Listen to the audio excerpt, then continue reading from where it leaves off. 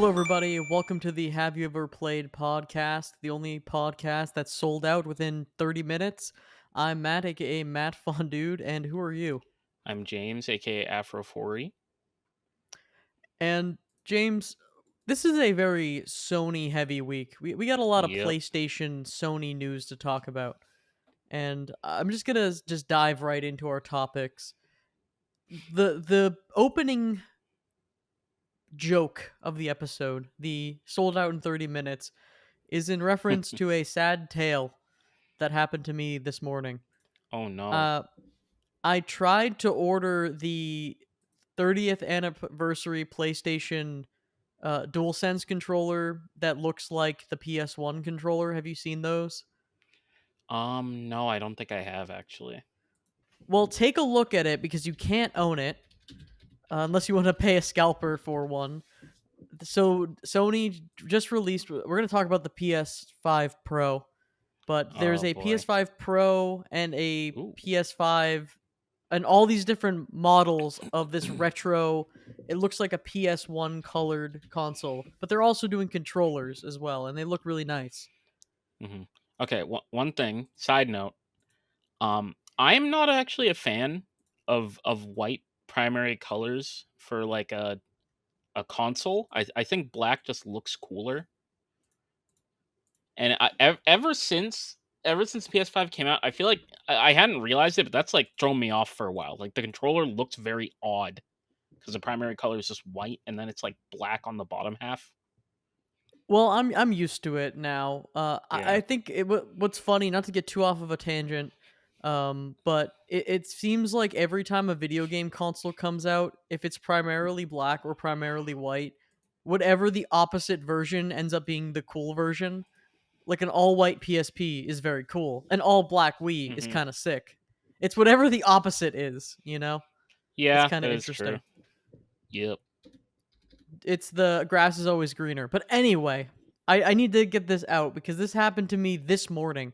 I was hmm trying to buy a DualSense controller, and I never, ever buy any anniversary edition or like special edition, Yeah. anything. hmm And I just wanted the controller, and I'm like, all right, I'll log in. This was the day that pre-orders went up. I'll log in. I'll wake. I'm not gonna like kill myself over it, but I'm gonna wake up and I'll check the store. So I Yep. go onto the store immediately. I'm in a queue. I just Oh, in a queue. Yep, and it's never just a like good sign. no end in sight. So I'm like, okay, well, I can't sit in a queue during work hours because it's like the queue starts at like 10 a.m., which they didn't tell anyone. Ooh. So I go to work. I am no longer caring about it as much, but Yeah. I decide to check in later on my phone. So I sit in the queue on my phone, and then the hmm queue timed out. It said, "Oh, 10 minutes has passed. You have been timed out of the queue." hmm And then I saw that they were all completely sold out of everything, all the console bundle, which was $1,000 by the way for the PS Pro console bundle, This is sold out. sounding very not fun. No, very, very anti-consumer. Yeah, This, by the way, this is for the pre-order, so they sold out of pre-orders, which is interesting. hmm And yeah, I just can't get the thing now. I guess I was like, oh, that seems like a neat thing, and no, I'm not allowed to have the thing. But luckily, if I want to pay $200 for a controller, I could go on eBay and buy one of the already scalped controllers pre-orders if I want to do that. So hmm that's why I don't. I guess that's why I don't buy fun anniversary editions of things. Yeah. So that kind of leads us into the week of PlayStation. So James, what else has been going on with PlayStation? Well, there was the state of play this week, and Hmm. as seems to be a recurring theme, it was quite underwhelming. Yeah, it was very underwhelming. I Yeah. don't know what I was expecting. I think I had somewhat of an expectation of anything, which was a bad idea to go into a state of play with. hmm But they didn't really have that great of a showing. I don't think it was like bad. I just think it was mid. Yeah, definitely. So I think I wrote down some of the standout things.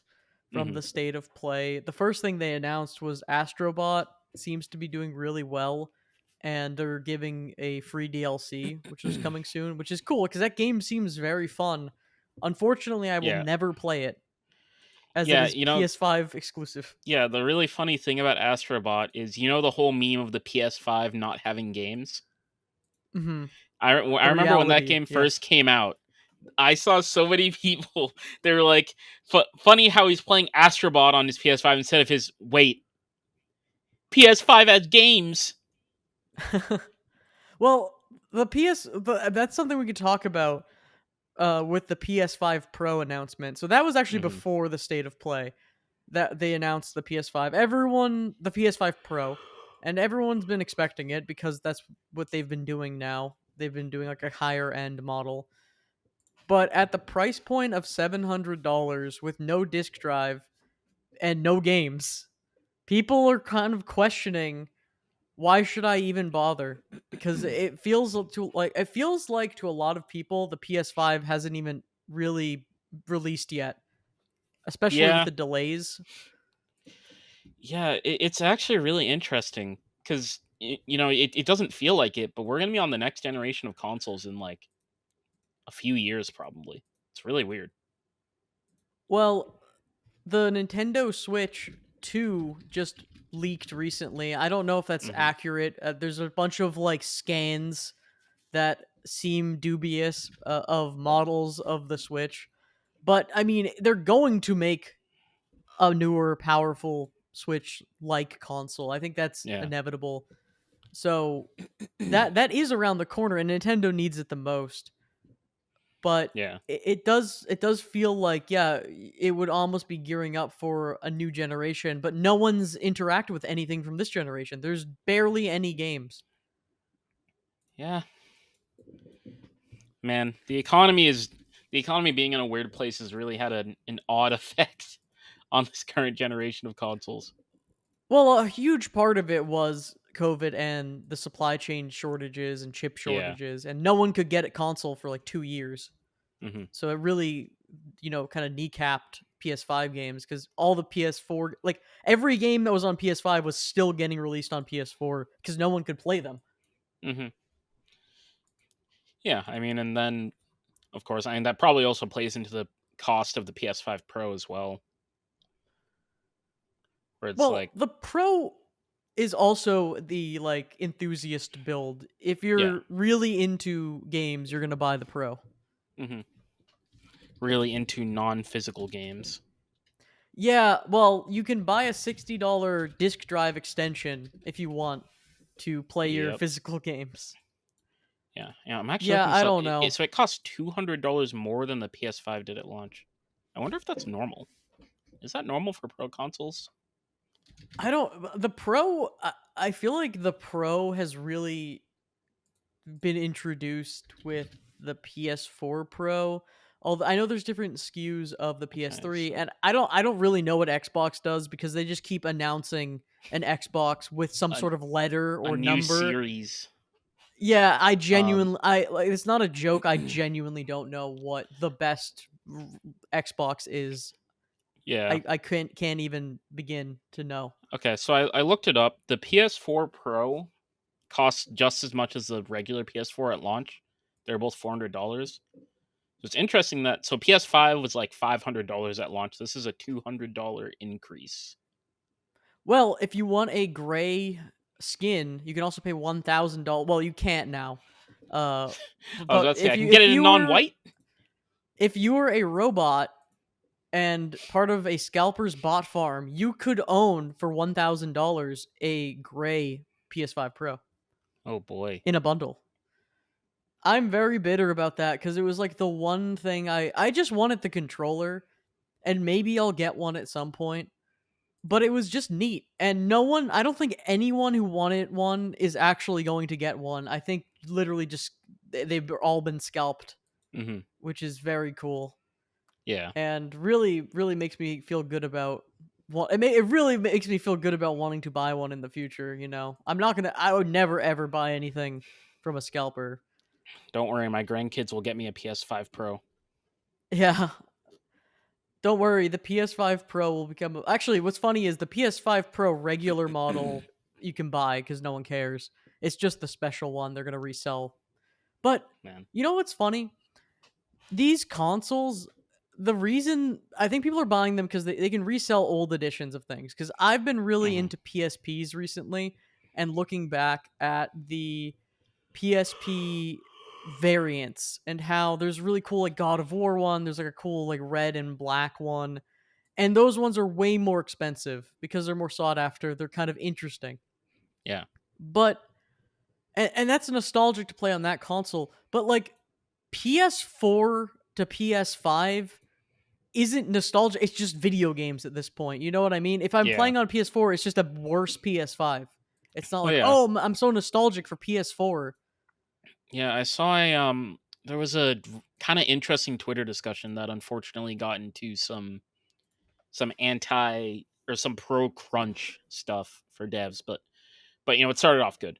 And the idea was like, people were saying with the new Wolverine game that Insomniac are making, they're saying, "Oh, it's Mhm. been 3 years and we haven't even heard anything from it. Like 3 years since the announcement." And somebody said in comparison, uh it was Arkham City came out 2 years after Arkham Asylum. And so obviously there was some debate there. And then there was one person who brought up a good point where they basically said, "Well, the difference in gameplay between even 2 generations ago and now isn't that large, or at least not as large as it used to be, and it's mostly graphics that are making games take a lot more time." Uh, Exactly. yeah, and so yeah, I thought it was really interesting because you really can't separate the generations by the actual types or even necessarily quality of the games anymore. Well, yeah, well, there's not a huge leap. I feel like since PS4 still kind of felt like a console, Yeah, but it was always, and Xbox of that time was always kind of creeping into just being a PC. yeah, And now PS5 and Xbox are just a PC at this point, yeah. I but also think it's what's just, really interesting budget. is, remember when there was that whole, remember the Kinect and how they were trying to make motion controls like super normalized, Mhm. and then we just kind of that went away for a bit, and now like VR is starting to come up a bit more, but it's not like this necessarily the same as what they were trying to do with Kinect and stuff like that. So I feel like that kind of era where everybody was trying to do what the Wii was doing might have set us back a little bit as far as like innovation and gameplay. Not sure. Well, I'm not entirely saying that. I feel like there's kind of a very sour way to look at modern games in which you can be like, oh, every AAA game is bad. And to be fair with Sony, I mean, Concord is a huge disaster. And that's kind Hmm. of a massive. You could point to that and be like, this is everything wrong with these massive games, or that other pirate game that isn't Sea of Thieves, Skull and Bones, or whatever. The one, Oh yeah, the Skull and quadruple A game Bones. that no one played. Oh god, I remember that. I forgot that game But even came out. for every disaster, and I'm going to talk about this during my week. But I've been playing God of War Ragnarok, which I guess technically isn't a new game because it's been out for 4 years or something on Yeah. because it was exclusive. It just came out on PC, and that game is fantastic. And that's a like a Sony Studios whatever game. So there are really good AAA games still, Hmm. but some things there's some missteps, and like I'm saying, I feel like the exclusive. And we should probably talk about this later, or I guess we can talk about it now. Yeah. But Sure. the console exclusives have been slowly fading away, which I think is a Hmm. net positive. I mean, Xbox specifically, all their stuff basically comes to PC, and Sony's been creeping Hmm. behind on that. So I guess there's two parts to it. So first of all, yes, I 100% agree. It's great that everybody or more people can play these games, because I think that the initial concept of console exclusives I think was good for console sales and stuff like that. But I think over time it kind of became toxic. I do think that the potential issue with those going away is that I know that studios like Insomniac would get a lot of money from like Sony to make their game exclusive. and that would help with salaries and things like that. I'm not sure if they're still going to be doing that, even if it's still coming to PC. But I'm that's the only real downside I could think of. There's so many upsides to not having pure exclusives anymore.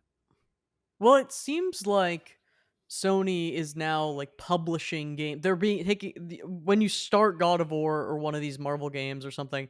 There's a Marvel esque Sony Studios like sizzle reel, Yeah. and I don't. I mean, I like the hardware. I love the PS5 controllers. That's how I play on PC, and I think there is a world where consoles can exist, but I think exclusive software, even timed exclusive, has been miserable. And you can be seen with Epic Games and their horrendous timed exclusive of the Kingdom Hearts on PC, which was like a 5 year timed exclusive on Epic Games, which is insane. And just and how all these Sony games are coming to PC, but like they're taking like several years to get to PC, and it's not a limitation. It's purely based on, all right, we want to make it exclusive to, I guess, entice people to buy hardware, and hardware already doesn't. It's like a loss leader. They lose money on hardware, Hmm. so it's like, what is kind of the point? And they must get massive spikes of money whenever they release something on PC, because it seems Yeah. like they're releasing almost everything on PC now, which is great because it's just I cannot believe they're just leaving so much money on the table by not doing that.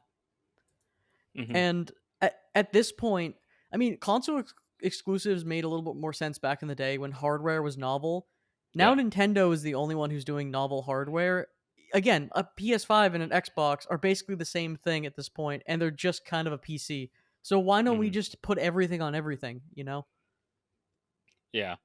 I also guess the whole I feel like the whole console war thing is really died down ever since ever since the last gen where Xbox lost it really bad because they tried to do Connect. But anyway, I think that like the big thing with the console war before was the exclusives, but I don't think it's as big of a deal anymore. Well, people used to buy, if you were really cool, you could buy the PS3, the Xbox, and the Wii. You'd have all three, and there'd be different games to play on all of them. Like there'd be vastly different games. But now it's Yeah, again, it's pretty much the same. yeah, I think it's kind of a minority that would do that back then. To be fair, because like That is not true. everybody could afford it. I think It was very now though with expensive. like crossplay and all that stuff, it's more often that people that it's just a matter of comfort, or in some cases, if you want to like actually be in a party with your friend, you'll just get the same console as them. Yeah, I don't know, more less barriers would be better, and I think Hmm. people are doing that. And you could look at games. You can look at some insane things where Kingdom Hearts is on Xbox, and Halo isn't Halo on PS3 or something like the Master Chief Collection. I don't know if it's Um, that crazy. I I think don't it weirdly I is, don't right? know if it is. Let me I don't look know, that just up. weird stuff like that. It's like nature is healing. It doesn't feel right to play these games on those other consoles, but they're coming to other stuff. So And I apparently, think the Mhm. the Master Chief Collection is rumored to be coming to PS5 eventually. Okay, I lied about that, but there's other weird games Yeah. that are like that. I know Kingdom Hearts is on Xbox, which is weird. Hmm. But anyway, massive digress. I think we should probably talk more about the Yeah. state of play. Yeah. Although I guess all of this really does have to do with the state of play, because people, I think the perception of Sony right now is not very good in PlayStation, just because there's a lot going on with them. And one of the things that was majorly in the news is about Pal World, which Sony just partnered with Pocket Pair, which is the creators of Pal World, and they're basically making it a, again, exclusive for PS5 and PC. But there's Nintendo right now just filed a lawsuit for infringement of patent rights, which is Hmm. crazy to happen right before the state of play with a Yeah. giant announcement about Pal World. So there's this huge legal quagmire going on where Nintendo, which is kind of being the bad guy, is weirdly, rightfully kind of suing Pocket Pair because I think anyone with eyes can see that Pal World is a little sus in Yeah. terms of their borrowing of Nintendo property. Now, I will say, I think the big gripe is probably the Pokeball, the capturing things in balls Yeah. element because there's a patent infringement, and I'm sure they have a patent for that. I don't know. I mean, it seems like it stifles innovation in a way, but and Nintendo is not the good guy in this situation. But I could see why they would file a lawsuit Hmm. against Pal World. Have you been following this at all? A little bit. I mean, I've mostly been following it like in passing. I think the main thing that I saw was like I saw the Nintendo lawsuit thing one day, and then a couple days later, I saw the whole like state of play thing, and somebody said this is just like real life. This is really how wars start. well, Like, man. well, it seems like now, even before, I guess Pocket Pair was confident in the amount of money they got from Pal World. I guess they have a Mhm, lot of money that they feel confident about standing their ground in the court in legal. mhm, And now with the Sony backing as well, this might actually set a crazy precedent for Nintendo. If Nintendo loses the lawsuit, maybe Nintendo will think twice about suing literally everyone for everything. They're way mhm. too overprotective of their IPs and stuff. And it really has turned public favor, at least in the US, like very much against them. I don't think Nintendo ends up looking like the hero in this story Yeah. just from the optics of it, even if they're in the right. But you know, I don't know. That was a funny thing to see being announced. Mhm. But we can move on to the next thing. They did a huge announcement about Concord. Just kidding. They did not mention Concord at all. The game they are ashamed of. Yeah, I mean, Um, I would have imagined by now they would be announcing like I don't know, like a first new character or something like that. And anything. they probably just scrubbed it out. It's like it's over, guys. Yeah, it's funny to see. There's stores that are selling the game, physical copies of the game that you could play on your PS5 Pro because it doesn't have a disc drive. But they're selling physical copies of the game Mhm. for like $40. They're just like steep discounts because they know that they cannot get a return of investment on this. Yeah. And it's the game that no one wanted. So that's Concord. Everyone's talked to death about Concord. But another thing they announced, which this is something that I was interested in, is a remaster. It's Lunar Remastered Collection, which is a JRPG series that I have no idea about, Mhm. and I don't know anything about it. I just have been really enjoying these remaster re-releases of JRPGs, making it playable in one place. I Yeah. just purchased pretty much every mainline Final Fantasy game on Steam the other day from various sales, and I'm planning on going through all of them. So I'm happy to be playing some JRPGs. Yeah. Uh, Yeah, I mean, I don't know. Lots of remasters going on. Some of yeah, them we can get to some of some them cool, remasters. some of them not cool. Most of, I would say the majority of them were not I was not jumping out of my seat over. I Well, I think we should talk about the Elephant in the Room remaster. We'll skip ahead a little bit if you want to talk about that. let me see. Basically, Are you talking about it's the one. It's Legacy of Kain? no. That okay. Oh, so Weirdly, yes. We'll talk about that remaster. There's a lot of remasters. yeah, I don't know. I see the word remaster a lot of times in here. Oh, the It's Horizon the Zero most Dawn remaster. unnecessary one. Yeah, yeah, Yeah. yeah. I saw lots of people joking about that. They were saying we can get this, but not Bloodborne. Well, here's the deal, right? Oh man. It's fine. Apparently, the remaster of Horizon Zero Dawn is supposed to have like redone mocap and just they updated the graphical fidelity to be on par with the Forbidden West or whatever, which is fine. But it's like a $10 upgrade if you own the other game, which is again fine. But I don't know about PC. I'm hoping that'll be the case. You can maybe just pay $10 more. But this game just came out. It's not that old. It's fine. It looks fine. It's they just keep re-releasing these games. Last of Us was by far the worst. That game has been re-released like 4 times and at like Yeah. full price each time. That is insane.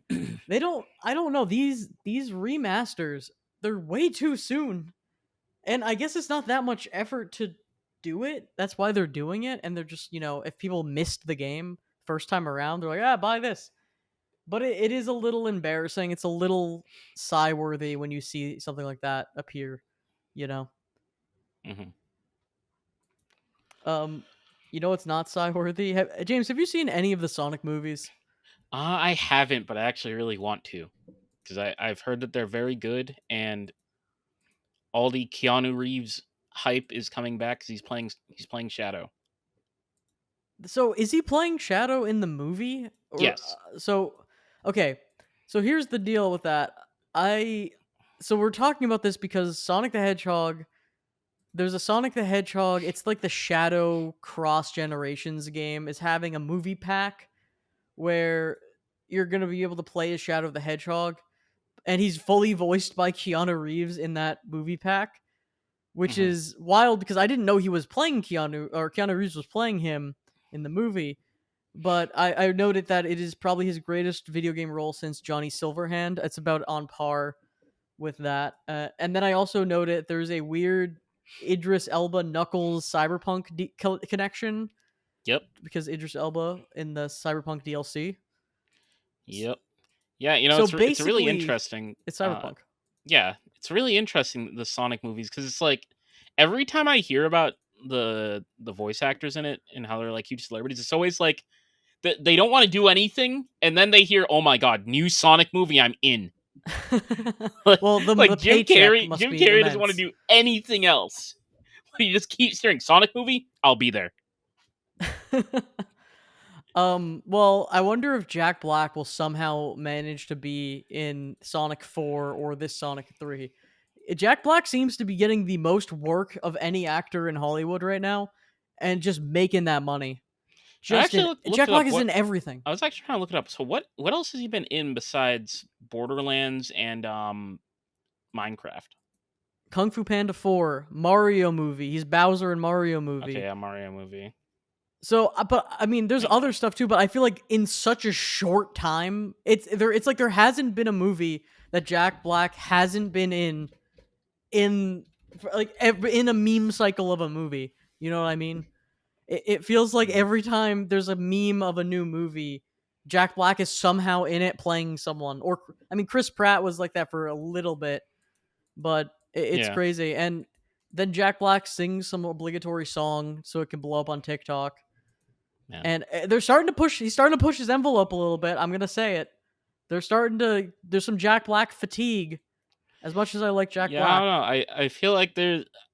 I feel like most of what I've been seeing is people not liking him, but no, he's great. I don't know. He's usually the best part of whatever movie he's in.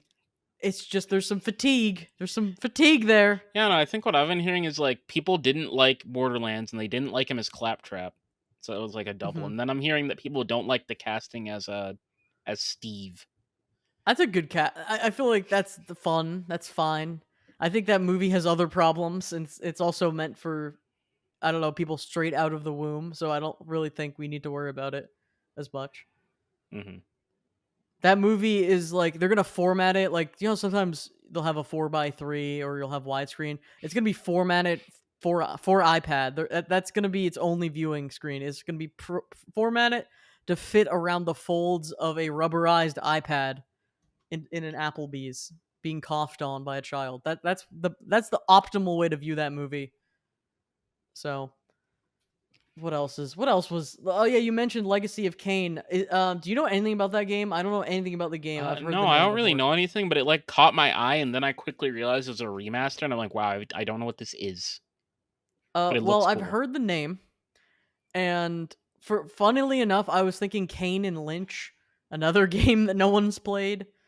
Hmm. But Legacy of Kain, was it a PS2 game? Was it a PS1 game? I don't know. I think Apparently, it it was might have been PS1 PS2. and like Never mind. Dreamcast. So people were all complaining that it looked like PS1 graphics and it was on the PlayStation 5, and they're like, bad game because PS1, my PlayStation 5. I hope it comes to PC. I don't know. Is this game good? Please write in at hyppodcast@gmail.com or leave a Is this comment game or good? leave a Spotify message. Did anyone play this? I've heard of it. It's probably good enough because it got a remaster. No one talks about this. What is this? Is it good? Is it Bloodborne? Is it Bloodborne? Most important Do you want question of all. Anytime anything PlayStation related happens. talk about the big announcement at the end that isn't Bloodborne? Yes, the Ghost of Yotei. Toy. Um, Yotoi. I don't know. Wait a minute. I might actually be wrong. I don't remember if they said it in the trailer. I don't know, man. Uh-oh. All right, never mind. I'll digitally edit this later. Digitally I'm edit. total. Yeah. Yeah. But Anyway, what is that? yeah, it's technically a Ghost of Tsushima sequel. From what I understand, it takes place a really long time after, like 300 years. I saw a lot of memes about that. People were saying that they were hoping for a continuation of the first game, and that everybody was sending each other like pictures of skeletons. Like, oh my god, it's our favorite character. Uh, um um, yeah, I mean, it looks really cool. There's been the classic controversy because it has a female protagonist, which is really people are being really dumb about it. But it looks promising. I didn't personally play Ghost of Tsushima. I heard it was very good. I'll maybe play it one day. Actually, have they ported it to PC? it is on I thought it PC, is on I PC. believe. Okay, if it's Yeah. on PC, I will play. I will play it a sooner day than expected. Yeah, I'll play it too. Again, I was Still like just a same 1 day thing. angle though. I'll play it one day as well when it's a nice sale. I'm playing Yeah. other stuff right now. I'll People buy it. seem to I'll buy love it it. when it's a nice sale. It doesn't mean I'll play it. That's fair. People really seem to like it, and we're excited Hmm. about this. So Yeah. I bet it'll be great. But we don't. We're not like the. I feel like we are not the people to speak upon the quality of that game because we've not played it. Yep. But you know what game I feel like I'm qualified to speak upon the quality of, even though I have not played like half of the entries. Oh god. It's Assassin's Creed Shadows, a game that is hear me out. It's a sword person in a Japanese open world fighting things, and it's gonna be. It got delayed, and it got delayed directly to be competing with the new Ghost of Blank game, which I'm sure will be great, considering that they pulled the game from previews and don't want to show anyone the game. Yeah, So it's that's interesting. good. I actually don't. I don't think they give an exact release date for Ghost of Yotei. I think they said 2025. I don't think they gave an exact date, but apparently Assassin's Creed Shadow is releasing on Valentine's Day now. Oh, Insert that's good. insert your jokes about gamers here. Yeah, well, the Sonic movie released on Valentine's Day, famously the first one. So, So but it's a I very don't know. romantic movie, Matt. Assassin's Creed is the Shadows. It's the Japanese one. This is the one that fans have been asking for, apparently, since the inception of going into the time and doing the assassin. Yeah. People have been wanting. This is the one that needs to be good. It's the one Apparently, that's this was supposed supposed to to be be good. released in a month and a half. Yeah, so that's Huh. bad. They That's weren't really showing it to interesting. anyone. It was not done. Okay, so a couple that can mean a couple things. So usually at this point, games would be like going gold, as in they're like done with development. So that probably means Hmm. they said, "Hey, are you guys ready to go gold?" And they said, "No." Which is surprising. But it must be very bad because there's been games, Cyberpunk, that have gone gold that have been completely unfinished. So how bad is it Mm, then? I guess to be fair, Cyberpunk probably isn't the best example because they just shouldn't have released it. Yeah, that was tough. At least it's a good game now. People forgot. And the funny thing about Cyberpunk is they did the thing that literally everyone thought was going to happen. Same thing happened with Witcher 3. It's just the game released bad. People complained. Now everyone forgot about it. And now it's like people love it. So, you know, Hmm. it's a matter of having a passionate team who will actually fix the broken thing, is the problem. And Ubi slash Ubisoft is maybe not the greatest at, follow Yeah, through and good things. Yep. I don't know. Very very unfortunate scenario. I hope the game ends up being good because people waited a very long time. But yeah, I don't know. I feel like every time people see something from it, they complain. It kind of reminds the release date kind of reminds me of the very sad fate of the Horizon games, and I will get around. I own one of them. I'll get around to that game eventually. But just the sad release date of Horizon. The first one came out like when Breath of the Wild dropped, so everyone was playing that, and then the second one came out when Elden Ring came out. It's Hmm. like, okay, you're getting just destroyed by two prolific open world games that kind of redefined the space. You know, that's unfortunate. But luckily, Ghost of Tsushima is a game that everyone loves, and no one will be. Everyone will be playing both games. I'm sure they will have equal success. Hmm. So I have a new segment entitled Topics, and we've actually covered some of the topics. One was the death of console exclusives, and I'm going to use this to fill in for questions until you lazy listeners write in your questions to hyppodcast at gmail.com or leave a Yeah. comment. I need a question so we have content. I need to talk about something. Otherwise, I'm going to come up with dumb questions to ask James. Like, James, what do you think about PC game control schemes? Is it weird to have games releasing on PC that require a controller and literally don't have mouse and keyboard support? What do you think about that? Uh, I think that is It's kind of weird. happened. Yeah. I mean, I It, don't know. it is it What is weird. what so what games have done that? I can't think of them off the top of my head. There's several. They're usually very divisive. People don't like that. Hmm. To be fair, some games I think put in fake keyboard and mouse controls that are intentionally horrible because they know that it's better on controller. And there are certain games where you should be playing them on controller and end of story, but it is weird to not even try. It feels lazy to not try. Hmm. But there have been several recent games that are you need to plug a controller and we're not even going to humor the mouse and keyboard. Yeah, it's weird. Like there are definitely some games where it's like you probably should play on controller, but having the option is still I think important for the relative platform or for the platform that it's being played on. Like I I don't know, do I feel think like if the opposite happened, people would absolutely lose their minds. Like if a PC game got ported to console but it didn't have controller support. well, that's insane. Yeah. I think it's a little different. It is a little Um different, but I think the sentiment is still similar if that Wait, makes how about sense. I got you a gotcha question right now. Okay, Mario Paint, Super Nintendo had keyboard or mouse support. Checkmate. Boom.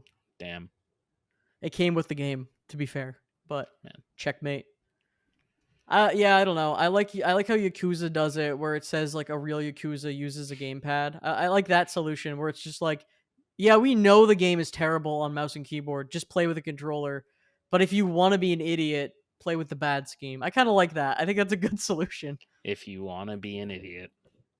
I mean, the optimal thing is making mouse and keyboard work, but for certain Yeah. games, it's like I don't know. Like I could say third person games that are action games, you want to use a controller for the most part. They're built for that. I don't think I would really want to play with a mouse and keyboard on most third person actiony things. Like playing God of War probably is kind of not as fun. But third person shooters, I'm a mouse and keyboard guy, you Hmm. know? Yeah. I don't know. There's a lot to think about there. Yep. I think it matters in competitive shooters though. Like that's where things get horrible where then you have aim assist and I never find that it doesn't ever feel fair being on either side. If you're on console or using a controller versus someone on mouse and keyboard, both sides feel horrible because you have aim Hmm. assist on one side and then you just have a mouse and keyboard on the other side, which is just more precise. Yeah. Uh, Actually, hold that thought. I'll be right back. I'm gonna. All right, I was coming in hot before I was rudely interrupted.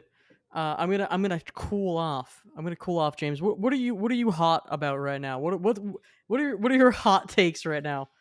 Uh, I don't know. I don't really have any hot takes this week. It's kind of chill. I was really bored this week. Actually, I was okay. So I was trying to buy a cosmetic in Apex Legends, and Yes, a tale as old as time. yes, and for some reason, Steam. What was happening is, so I put the money in my Steam wallet. Right, that was fine. And then when I tried to purchase the like Apex coins, like the in-game currency, it would say the purchase failed. And it's been doing this ever since I got back from my trip to Alaska. I'm assuming because I Oh, signed into my Steam account once on my laptop while I was over there, and they thought that was suspicious.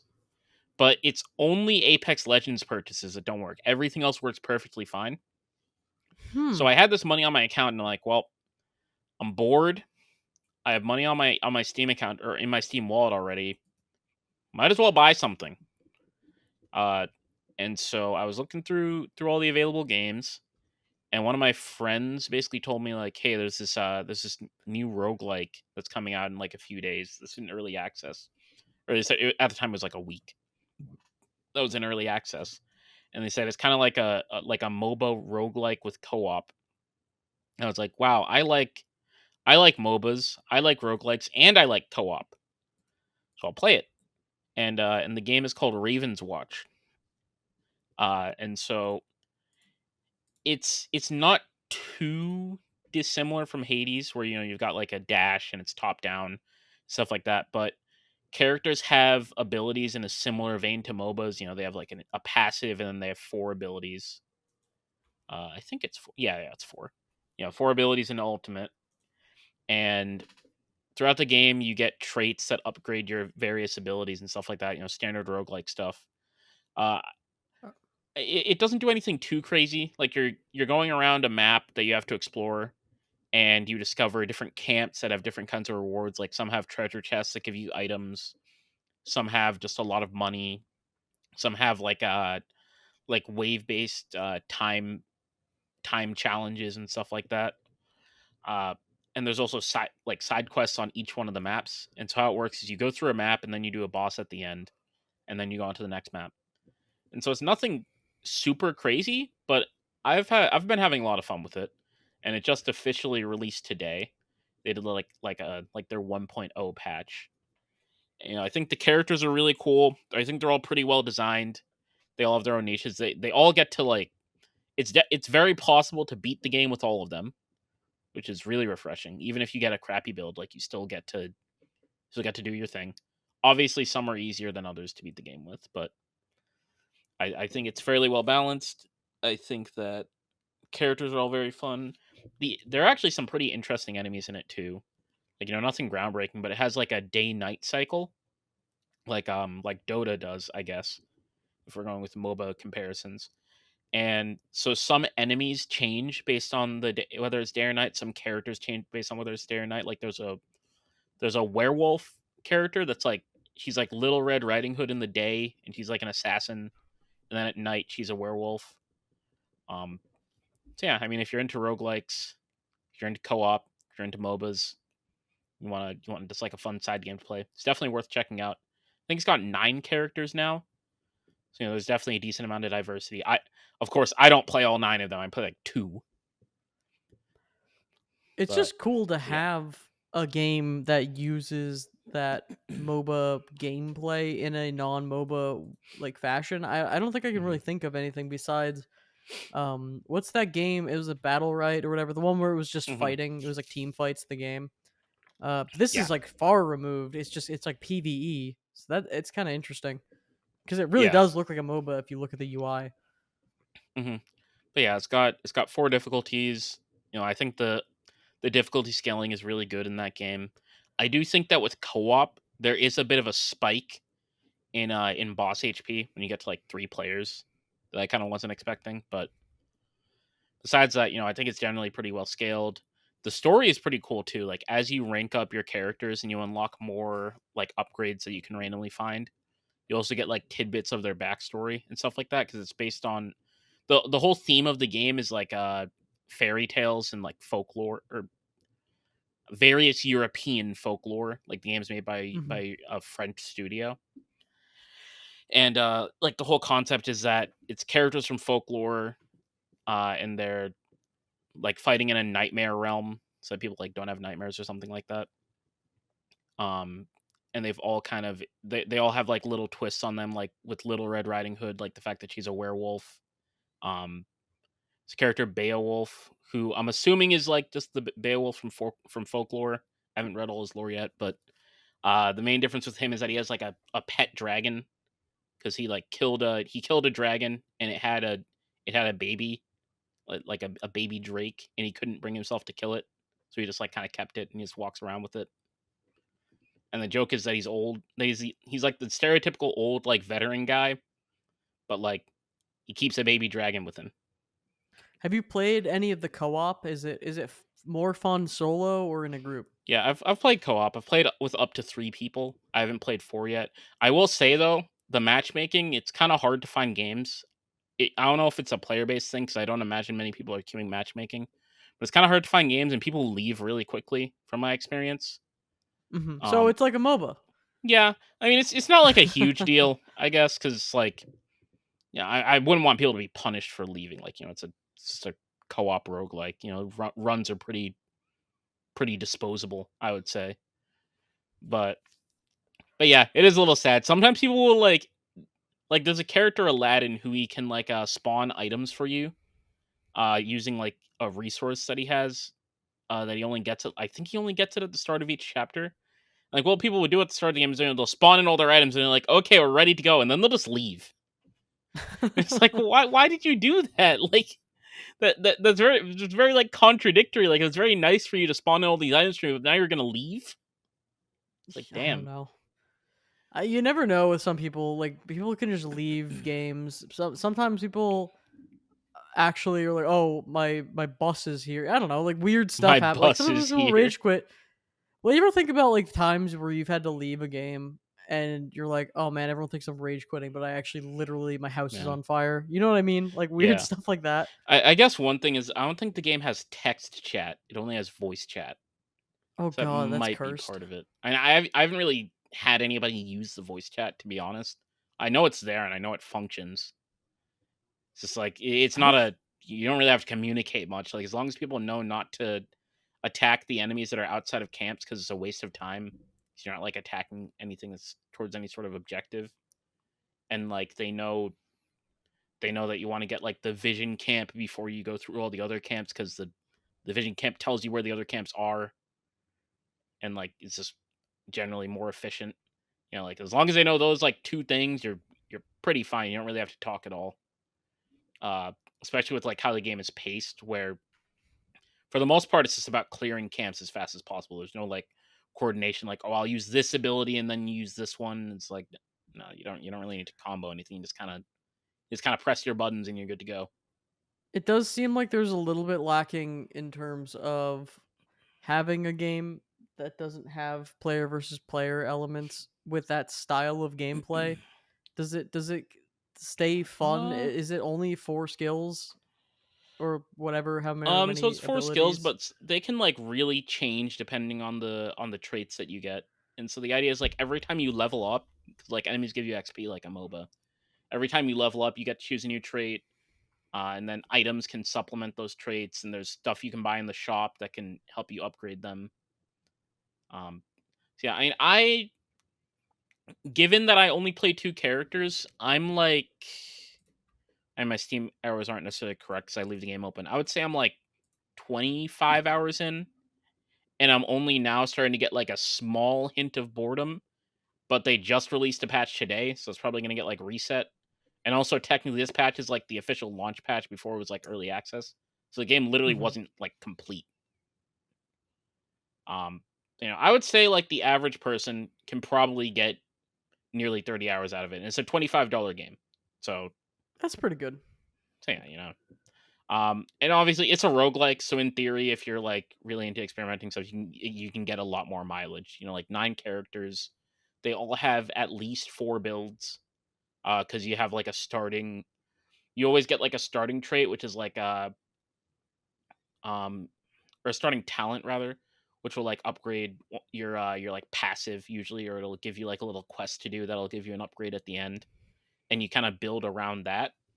Um, some of them do have multiple builds for them, but at the very least, you take the starting choice and you kind of try to build your stuff towards that.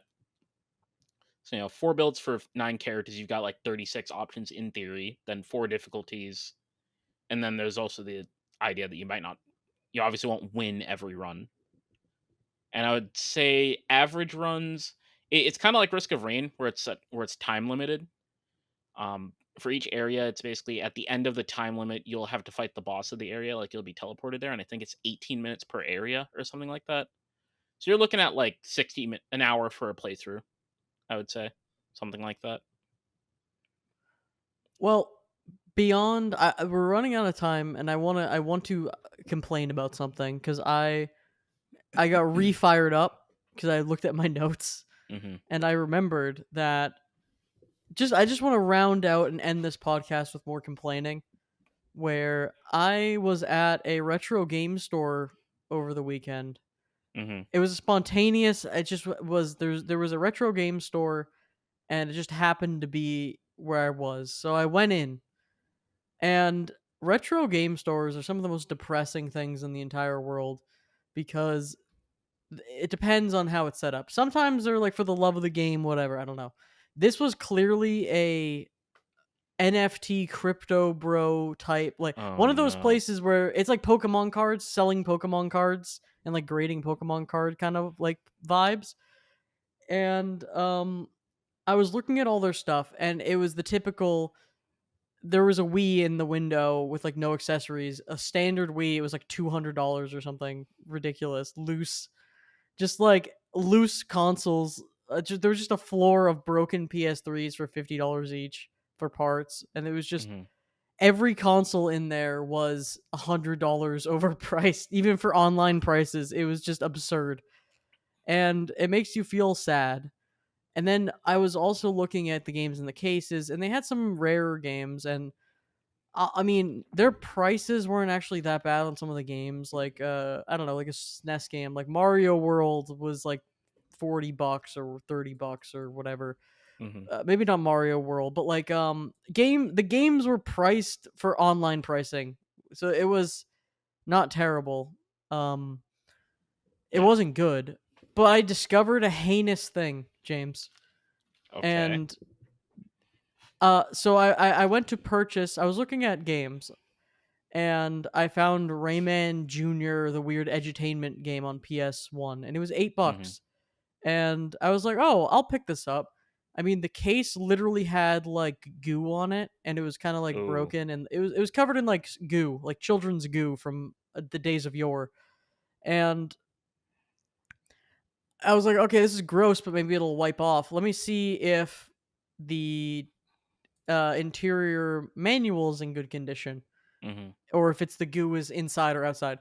So I open the case, the jewel case of the PS1 game, and I pull out the cover insert slash manual, and they reprinted it. It was on really bad paper, and it was like a Google image, like poorly cropped JPEG that was pixelated reprint. And I looked at it, and I was like, "Oh, that sucks. Why are they selling it in the case, completing case with reprints?" And I'm like, I know sometimes they'll do that, but you tell the consumer because people don't want to buy reprints if they're Yeah. collecting games, which is already a niche thing. Then I realized, I was like, okay, that's kind of a one off.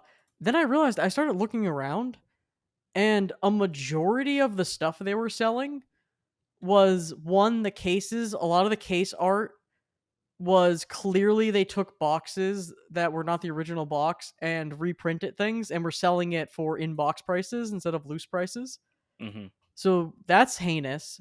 And they really weren't upfront about it.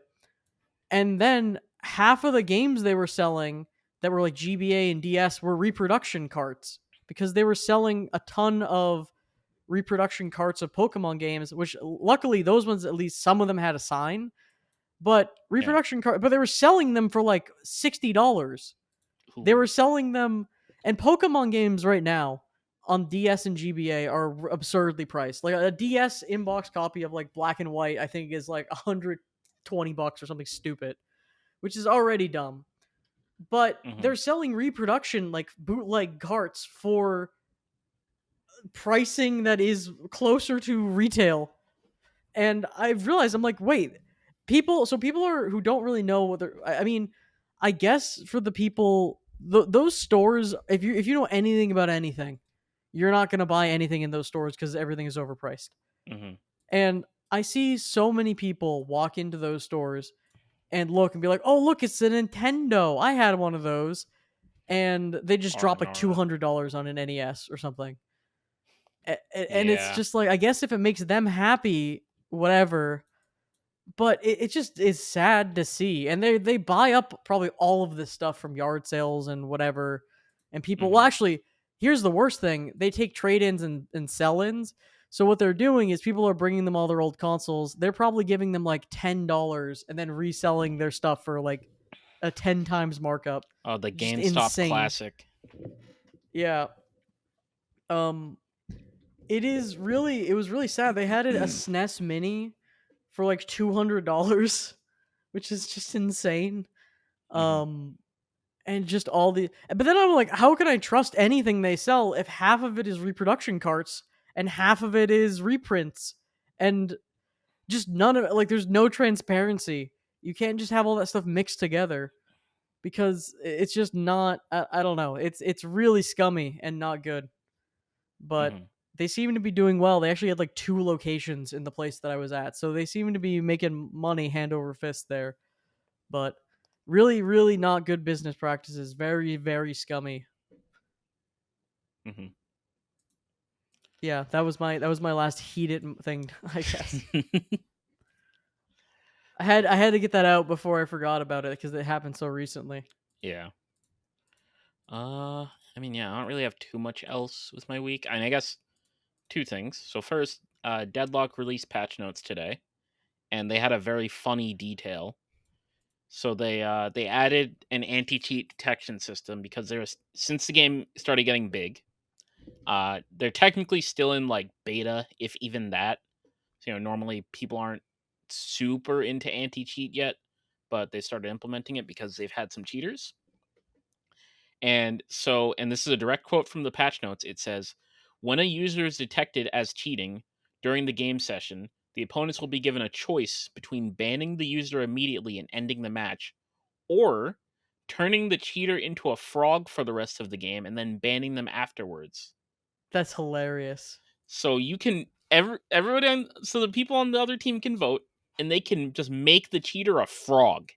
They just walk They around just and they make just fun of him. croak and they're useless. Just a frog. Amazing. I think we need to shame cheaters more. I think we Yeah. need to have more shaming and pointing and laughing at people who cheat at Hmm. video games. Yeah, and they put a little meme under it where it's like the two buttons and the guy sweating, but they edited it with one of the characters. And it was like um, ban cheater immediately or turn them into a frog. Yeah, I very important it's decision. funny with the deadlock and just how it exists now. I don't know. It's weird. So Hmm. is the player base stable still? I mean, I'm Yeah, sure it is. yeah. There's still a lot of people playing it. Is it still fun? And I've played it a little bit less. And I know a lot of people still really like it. I just kind of needed a break, so I played it a lot, a lot. But I'll probably get back into it this week, because there's a new patch and they released a new character as well. I feel like it's hard. It's just hard because it's so new Hmm. in that space, and people will just fall back into comfort games. And even though if they comfort games that they hate, so if you like play a lot of League of Legends, you'll be like, oh, I just will play League or whatever. So I get that, but I Hmm. wonder what the future will hold for Deadlock. Will it continue to be successful? I don't know. It's kind of niche in a way. It all these like Dota and Deadlock read to me as games for like 25 plus year olds. You know what I Well, mean? They're not like for the youth.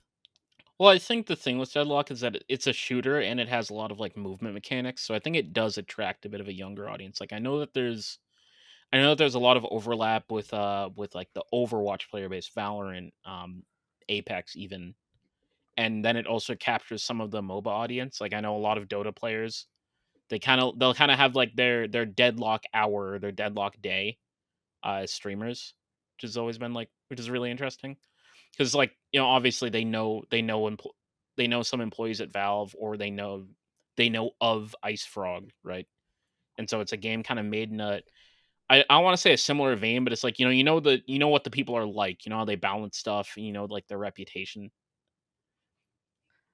I just worry that it the elements of the shooting franticness don't appeal enough to the people who like that, and then the elements of the MOBA don't appeal to the people enough about that. Like whatever the either strength of it is the other player base's flaw with the game, and it doesn't feel at least from someone who likes to really play more shootery stuff, you don't really feel impactful in your aim and shooting. It feels more like the MOBA elements feel more impactful than Yeah. actually having to shoot people.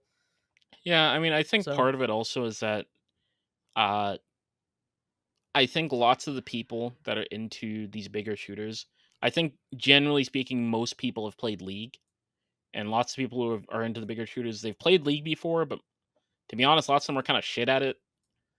So I guess for some of them it's like, "Oh, I can play League with guns basically." And it's like more in the my ballpark. I think what's weird is that just like the characters and design and like this is like a Dota thing where everything Riot does is like hyper 14-year-old energy, like Mhm. very League of Legends, Valorant, like very appeals. It's like Sugar Bomb, like Mountain Dew, Sugar Rush energy. Mhm. Everything is designed to be like that. And Deadlock again does feel like and Dota do feel more like, oh, like I'm gonna I don't know. It doesn't feel as like sugar Yeah, caffeine, it's like a more mature art direction, I guess you could more say. mature, which I mean who's playing these? Like, who has the time? Like, if people who are younger want that frantic and they're the bigger audience, but Well, yeah, I don't and I don't know. I don't really. I kind of think part of it also is that it's very obvious that the art direction isn't necessarily final, and I think that lots of people just don't care that much about the art, and they're more concerned with like the gameplay. I guess it's like for people who enjoy chess, but they're like, oh, I'll play like that really ugly looking JPEG chess online because it's just chess. I just want to play the game. I don't care about. I don't need my bathing suit waifu skin, and Hmm. I don't know. Bathing suit waifus draw a lot of money, and ogres, I guess, don't. I don't know. Man. Blue ogre men don't. So we'll see. I don't know. I Mhm. think that's a podcast. I need to wrap it up because I want to play more God of War. That's like all I've been just doing. This game is fantastic. I've Yeah, been Matt Fon God of War. Who are you? I've been Afro4. And this was a podcast. You can find us on YouTube and Twitter. I don't care. Find us somewhere. If you Places. listen, if you've listened to this point of the podcast and you don't know where to find us, like, what are you doing? Yeah, we'll find Like, you. we'll find. Yeah, we're coming. We're in your walls. We're coming to your house. Like, we're gonna ask you, like, genuinely, if you've made it this far in the podcast and you don't know who we are, what? Why are you still here? This is the end of the podcast. Ended.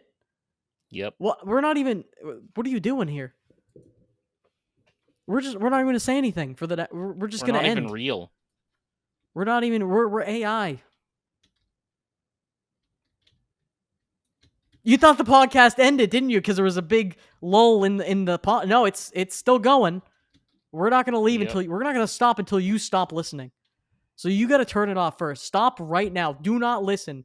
YouTube will do not. You're gonna make the engagement too good. Stop listening. Yep.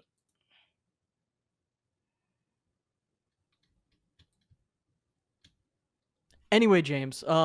So when do you think I should end the podcast? Never. Never. It's just it just could we theoretically, if we were live, could we have a podcast that was just ongoing for like 4 hours a day every day?